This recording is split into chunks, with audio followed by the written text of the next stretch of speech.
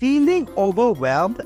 So you do what all the experts say. You declare a digital detox. You throw your phone into a drawer and swear off the internet for a week. But then, a weird thing happened. The silence gets loud.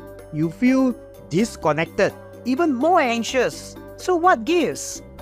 Here's the thing. Going cold turkey creates a vacuum, and our brains hate a vacuum. It starts to wonder, what am I missing? Did someone text? What if there's an emergency? This isn't relaxation. It's causing you more anxiety. You're not solving the problem.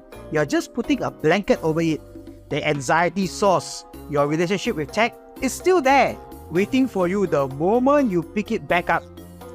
Instead of a drastic detox, try a digital diet instead.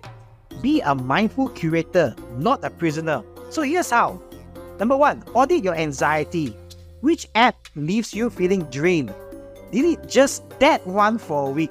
Secondly, schedule your screens. Use focus mode or app timers.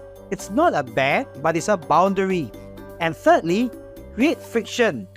Move social media apps from your home screen to a folder entitled Nope. Make mindless scrolling harder. Charge your phone outside the bedroom or somewhere inconvenient. Small barriers create big awareness.